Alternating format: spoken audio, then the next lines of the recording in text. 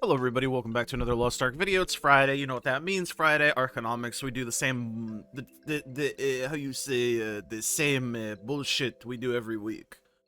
Arkonomics is a series where I just kind of go over fucking prices in this game and figure out, fucking guess and see what's gonna happen, man.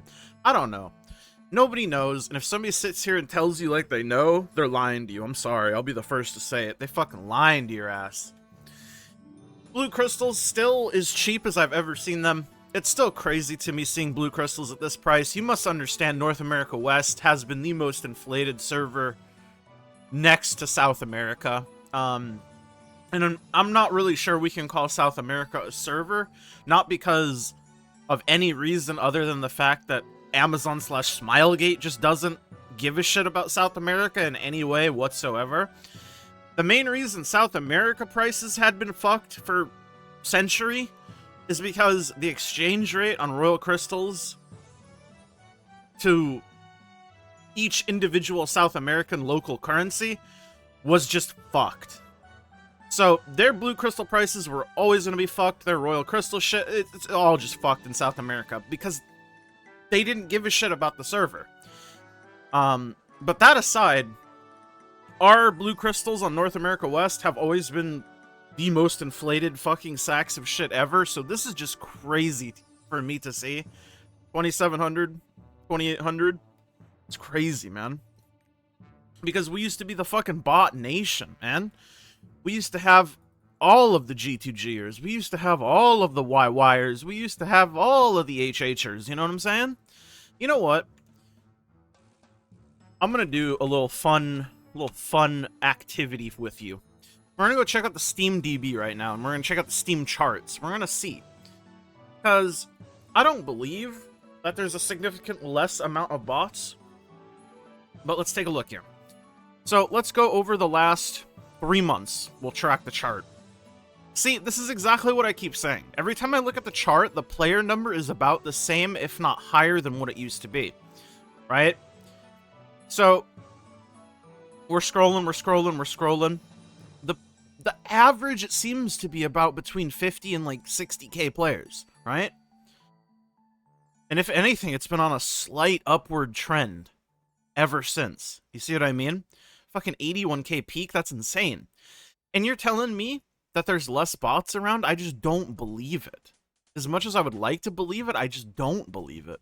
There has been a massive spike down in the last couple days, which is interesting. I wonder why. I mean, obviously this is when the patch came out, but... Huh. Yeah, I don't know, it seems fine on the smaller chart. But anyways, my point is, you look at that and you go, well, shit, it doesn't really seem like the player numbers have changed, so what the fuck is the deal with the prices of things? I don't know. I don't know, man. As always with Arkonomics, we're going to take a look at the price of shit. Fish, I mean, they're getting cheap again. There's no other way to say it. Fish are getting cheap again, baby. You can kind of see carp and whitefish are about the same price. As always, I do think part of the reason why the price went up is due to people making sidereal weapons, but it's also just less people selling. It has to be, right? Also, the increased demand on fusion materials definitely helped drive the price of things up. That is for sure. And I think the price of fusion materials are starting to settle on their own merit. Obviously, fusion material prices are always going to be loosely tied to the material prices because you have to craft them, right? There's no way around it. You have to craft them. And how do you craft them? Well, you craft them with either fish, you craft them with either relics, or you craft them with meat. You get the schmeat on the menu. And you know shit's bad when meat is actually the most profitable way to craft fusions. Because that's not right, boy. That's not right. Meat is not something bots can, bot. At least I've never seen it. I'm sure they can, but I've never seen it. Bots are always out there fucking farming the fish, man. Fish is easy to bot. But that being said, shit's really fucking cheap. And it's cheap in the good way, because if you take a look at the blue crystal prices are still fine. So this isn't cheap because of bots, necessarily. And if it is cheap because of bots, then this shit has not caught up yet.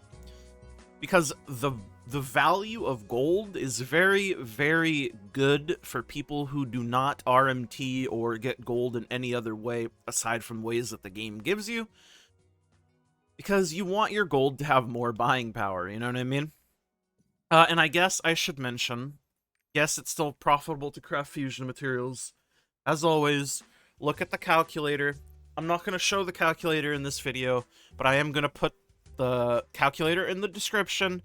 If you need to know how to use it, there's a tutorial on the website, or you can watch one of my other Arkonomics videos, and I go over it a little bit. It's profitable. Use the calculator when in doubt. Use the calculator, use the calculator, use the calculator, use the calculator.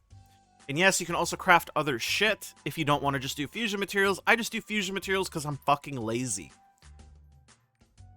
Okay, now that we got that all out of the way, let's go over some of the other things. Honing mats, unsurprisingly, have not changed even a little bit. I don't expect them to. There's a small fluctuation in prices on Radiant Leapstones. As you can see, they've been up a little bit. But again, I don't think it's anything major. I think it's just maybe a couple people decided to hone today and they've been buying up Leapstones. That's it. You know what I mean? As far as shards go, I had a few people ask me about shards over the last couple weeks. Honestly, I don't know. The thing about shards, this is how I look at shards, right? Shards are something that every character is going to need some amount of at some point in this game, right? And I think one of the biggest drivers in shard bag sales are when new characters come out. Because when you make a new character, they have 0 shards, right? That makes sense. And you are going to need to purchase shards on a brand new character if you plan on honing them up to a certain point. And a lot of people obviously want to hone their new characters up to get them into the latest content as soon as possible. I think it's much more likely that shard pouches do spike up when new characters come out, and they go back down a little bit after, like, the whole hype and spikeness is, over. And that is also to say that I think shard pouches generally hold their value pretty well, in that a shard bag is always going to be something valuable in the sense of usability, if that makes sense. Do I think they're going to go up long term? I mean, I don't think they're really going to go up on their own merit. I think if they go up, it's going to be tied to the value of people's gold, right? So if there's less gold coming into the game via RMT and bot farms and shit, then I think the value of gold will be more. So the price of shard bags might go down to reflect that. But I don't think the actual, like, price of gold outside of inflation or a shard bag is going to change any meaningful amount, if that makes sense. That is to say, nobody fucking knows. I'm just guessing here, brother. I also do want to look at soundstone fragments. Yeah, soundstone fragments are in the dirt. I don't think these are, like, the most useful things. But I do know for the first week, before we got the soundstone gift, the big Theomine, the first gift, these were kind of expensive, but I guess it's just because there's, like, nothing in the game. Soundstone fragments are the tradable way of making the reset stones or the ancient soundstones for your Transcendance. So if we take a look here, these things. This is the tradable fragment. You can use, I think, 85 of them to make a soundstone, and the soundstones let you reset your Transcendence level and try again.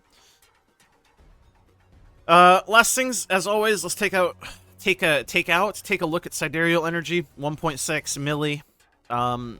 Yeah, it's still very expensive. Not surprised there. And then let's take a look at level 10 gems. Bing, bang, boom. Level 10. 172. 172, 172, 173 for a cooldown gem. And what is our damage gem looking like? Show me the money. Show me the money. 367, 368, 370. About what we've expected. I'm interested to see if they go any lower. Ideally, I would like to see gems go as low as possible. Because when they're super cheap, that's the best time to buy them. Especially if you're somebody who, again, only gets gold through playing the game and not buying stuff. Anyways, I'll see you guys all in the next one. Thank you for watching, as always. Let me know what you guys think about whatever the fuck I yapped about in this episode. And this comments, as always. I'll see you guys all in the next one. Thank you for my YouTube members. Consider becoming a member. It's Biscuits, Ender, Diz, Blitzel, Remix My Life. I'm Nufu Arizike. You guys are all the best. I love you all. Bye.